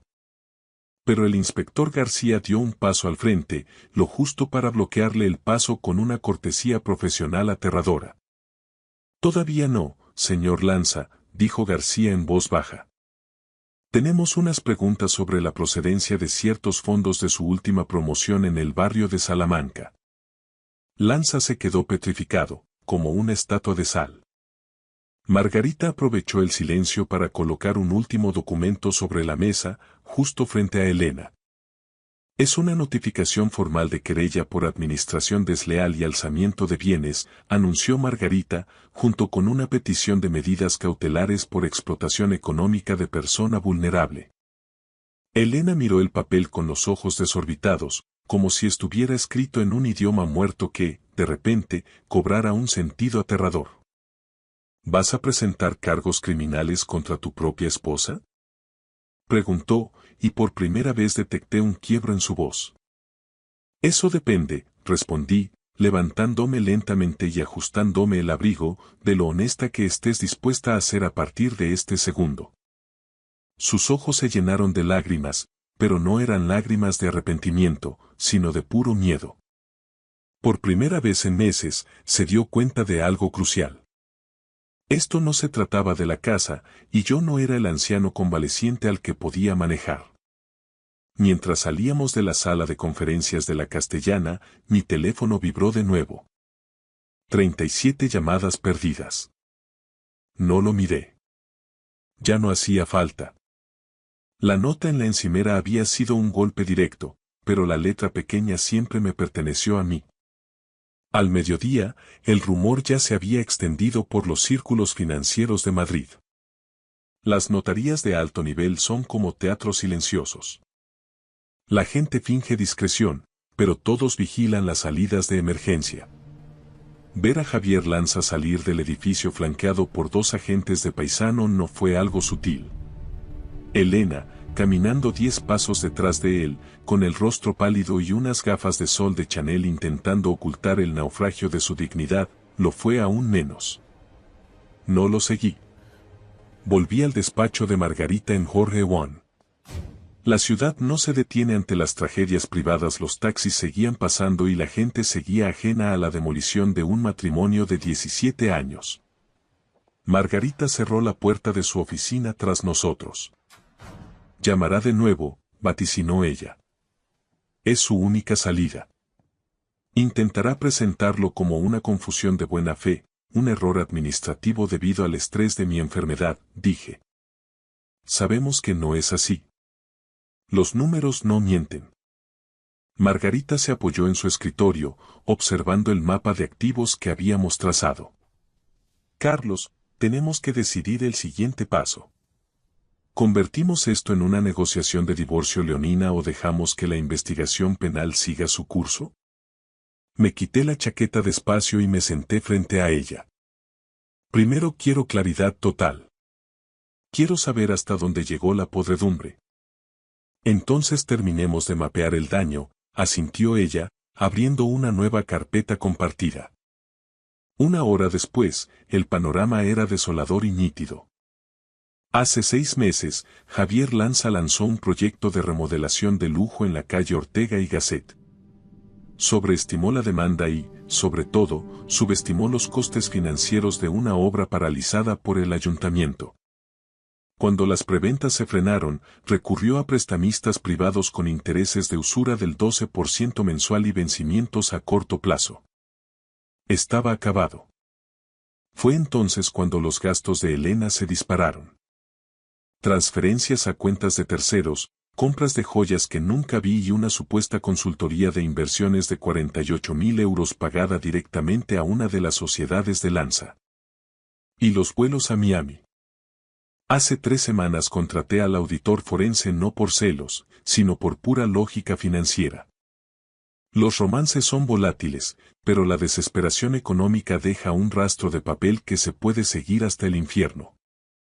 El auditor me entregó el informe definitivo ayer. Lanza debía 527.000 euros más intereses de demora.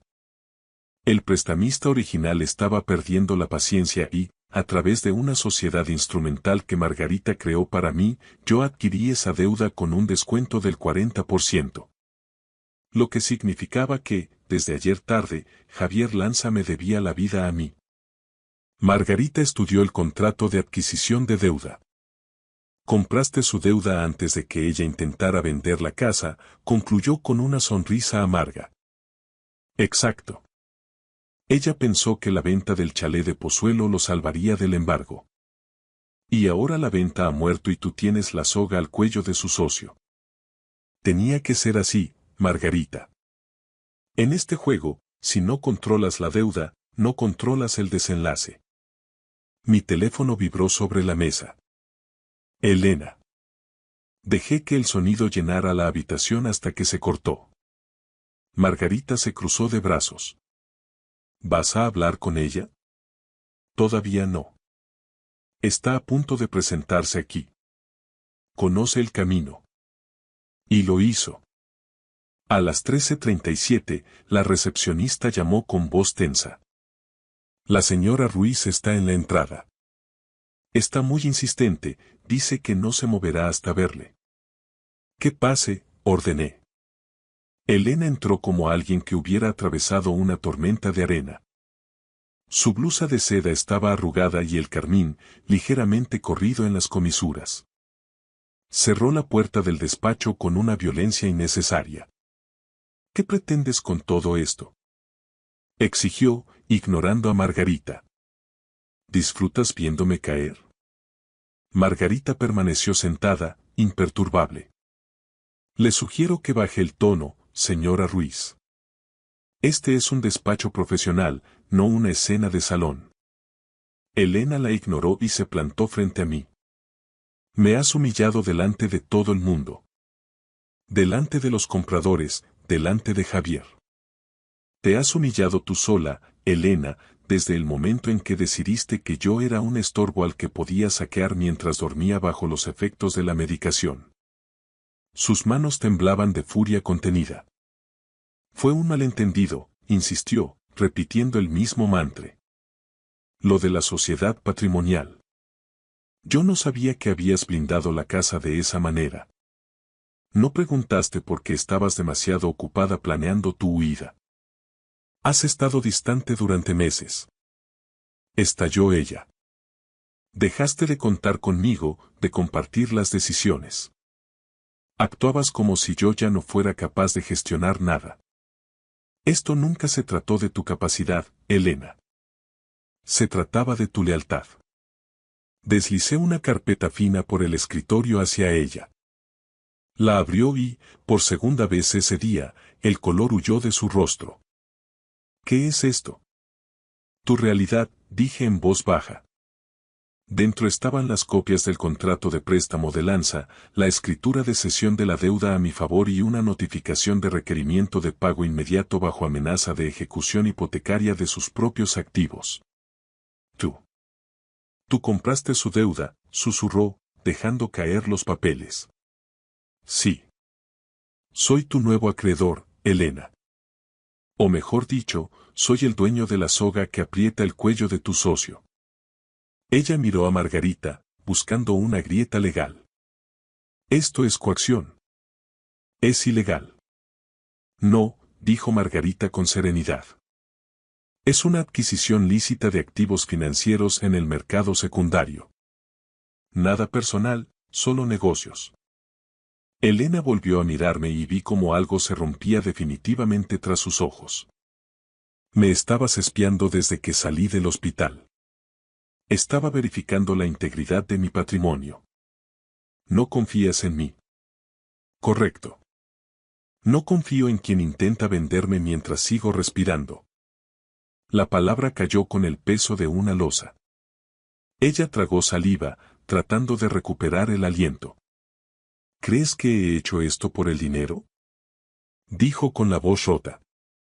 ¿Crees que arriesgaría 17 años por un puñado de euros? No, respondí.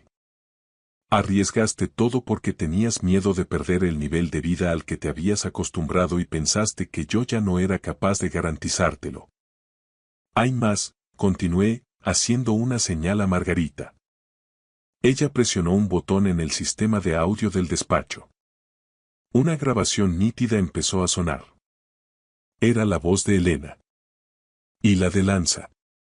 No le queda mucho, decía Lanza con una ligereza que me revolvió el estómago. No se está muriendo todavía, respondía Elena con una risa nerviosa. Pero el médico habló de daño vascular irreversible.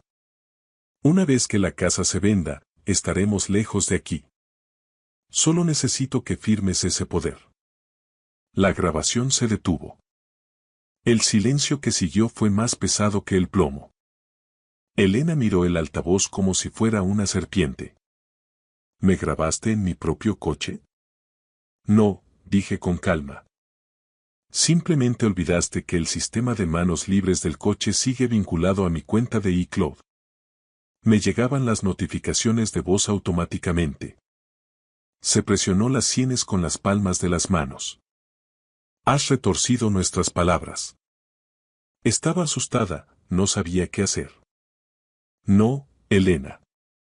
Te he escuchado tal como eres cuando crees que nadie te oye. Finalmente, las lágrimas brotaron, pero eran lágrimas de derrota. Iban a arruinarlo todo, dijo con la voz quebrada. Los acreedores de Javier amenazaban con ir contra mis cuentas personales si no le ayudaba. Intentaba salvar lo que quedaba. Intentabas rescatar a un hombre que te estaba usando como escudo financiero contra sus propios fracasos. Sus hombros se desplomaron. La mujer impecable de la mañana ya no existía. Tenía miedo, admitió en un susurro. ¿Miedo de qué exactamente?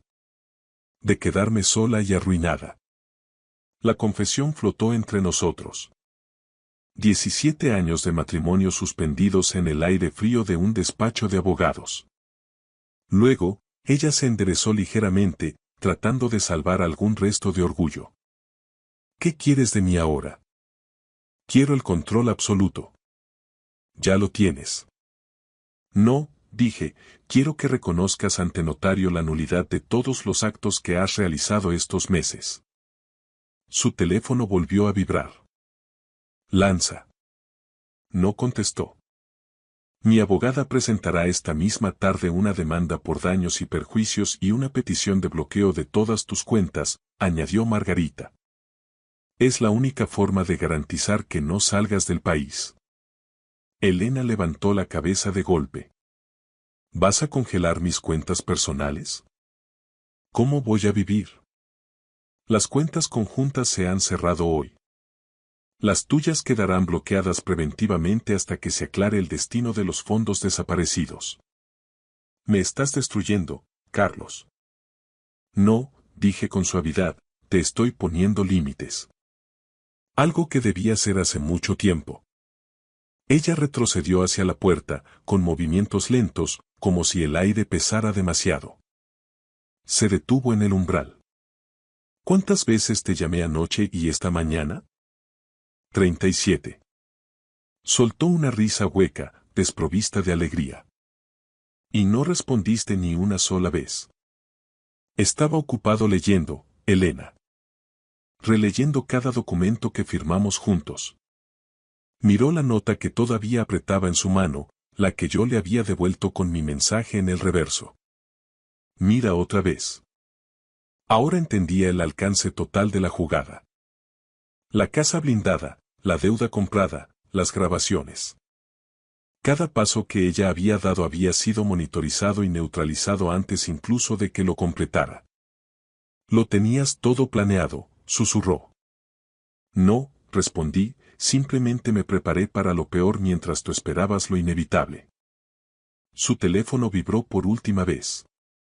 Se giró y salió del despacho sin mirar atrás. En la puerta, susurró algo que apenas pude oír. No eres el hombre que yo creía conocer. No, dije para mis adentros, soy exactamente el hombre del que te enamoraste por mi seguridad. Solo que ahora, esa seguridad ya no te incluye a ti. La puerta se cerró. Margarita me miró con una mezcla de respeto y preocupación profesional. Esto va a escalar muy rápido a partir de ahora, Carlos. Vendrán los abogados de Lanza y las réplicas de ella. Lo sé. Mi teléfono permaneció boca abajo sobre la mesa. No volvió a vibrar. Al menos, no ese día. El silencio, por fin, era mío. Pasaron 3 semanas desde aquel estallido en la oficina de la Castellana. El aire en Madrid se había vuelto definitivamente invernal, de ese frío seco y cortante que baja de la sierra y te obliga a subirte el cuello del abrigo de lana mientras caminas rápido por las aceras. Me había instalado en un piso de diseño moderno cerca del Parque del Retiro, en la zona de Jerónimos. Es un lugar con techos altos, mucha luz natural y, sobre todo, sin recuerdos impregnados en las paredes. Un lienzo en blanco donde el silencio no resulta amenazante, sino necesario. Javier Lanza desapareció del mapa social y financiero de la capital. Tras nuestra reunión, en la que quedó claro que yo poseía su deuda y las pruebas de su mala praxis, sus acreedores se lanzaron sobre sus activos restantes como lobos sobre una presa herida. Mi abogada, Margarita, me informó de que había solicitado el concurso de acreedores para su sociedad principal y que se enfrentaba a 3 investigaciones paralelas por administración desleal y alzamiento de bienes. Su reputación en el sector inmobiliario madrileño, un mundo donde todos se conocen, estaba terminada. Nadie vuelve de una escolta policial en un despacho de abogados de primer nivel. Elena, por su parte, se mudó a un apartamento mucho más pequeño en las afueras, cerca de Majadahonda. El proceso de divorcio y la liquidación de nuestra sociedad de gananciales fue sorprendentemente silencioso, casi clínico. Cuando alguien sabe que posees cada prueba, las grabaciones del sistema del coche, los registros de las transferencias irregulares y la titularidad blindada de todo lo que ella consideraba suyo, la lucha pierde su atractivo y se convierte en una simple capitulación. No hubo gritos en los juzgados de familia de la calle Francisco Gervás, solo documentos firmados electrónicamente y abogados intercambiando correos breves y profesionales. Una tarde, mientras revisaba unos informes de mercado en mi nueva terraza, con una manta sobre las piernas y el rumor lejano de la ciudad de fondo, recibí un último mensaje de ella. No era una disculpa, ni una súplica de perdón. Era el último coletazo de quien se niega a aceptar su responsabilidad. ¿Por qué lo hiciste todo tan difícil, Carlos? Podrías haberme dado una oportunidad de explicarme. Podrías haber sido más humano. No respondí de inmediato. Me quedé mirando hacia el horizonte, donde el sol se ponía tras las siluetas de los edificios de la Gran Vía, tiñendo el cielo de un naranja encendido. No lo hice difícil, simplemente lo hice real. Ella había confundido mi silencio durante la recuperación del ictus con debilidad mental. Había confundido mi paciencia con rendición. Había olvidado que la base de cualquier estructura sólida, ya sea un rascacielos de oficinas o un matrimonio de casi 2 décadas, es la integridad de sus materiales. Ella había introducido grietas en los cimientos y pretendía que yo siguiera viviendo en un edificio en ruinas. Le escribí una respuesta corta, sin espacio para la réplica. Limítate a honrar los acuerdos pactados. Sin amenazas, sin sarcasmos, solo lo que dicta la ley y el contrato de liquidación. Que tengas buena vida. Apagué el teléfono y lo puse boca abajo sobre la mesa de teca. El aire en este nuevo hogar se sentía diferente al de aquella cocina de mármol de Pozuelo de hace meses. Era un aire menos ornamental, menos escenográfico, pero infinitamente más auténtico. Mi corazón latía con una regularidad asombrosa. El médico del clínico me había dicho esa mañana que mi recuperación era casi total. A veces, la mejor medicina es extirpar lo que te envenena el espíritu. A veces, en los momentos de calma antes de dormir, cuando el silencio del retiro es absoluto, vuelvo a ver la imagen de aquella tarde fatídica. La luz roja de denegación en el teclado de la puerta, el viento helado en la entrada de la casa, la silueta distante de Elena en lo alto de la escalera, creyéndose segura en su torre de marfil. Ya no siento rabia, ni siquiera esa amargura que te agria el carácter. Siento una extraña gratitud. Porque esa nota dejada en la encimera me obligó a tener una claridad que la rutina me había arrebatado. Me obligó a prepararme, a recuperar mi fuerza y a dejar de asumir que existía una sociedad allí donde ya solo quedaba un rastro de intereses cruzados. He aprendido que puedes querer profundamente a alguien y, aún así, protegerte de esa persona. He aprendido que puedes perdonar en tu fuero interno sin necesidad de volver a entrar en el fuego que te quemó. Puedes marcharte de una vida entera sin dar un solo portazo, con la elegancia de quien sabe que ya no queda nada por decir. Y si alguna vez te han subestimado, si alguien ha asumido que te rendirías en silencio por estar herido, o que desaparecerías sin molestar para no romper la estética de su nueva vida, espero que recuerdes algo sencillo que me salvó a mí. Lee siempre la letra pequeña de tus afectos, protege tu nombre por encima de todas las cosas y, si alguien te dice que tu casa está vendida y que tu tiempo se ha acabado, detente, respira y mira otra vez. La realidad siempre es más profunda que el primer vistazo. Muchas gracias por ver. Si les ha gustado la historia, denle like, escriban un comentario y suscríbanse para no perderse la próxima historia. Valoramos mucho su presencia en este canal. Todo lo mejor.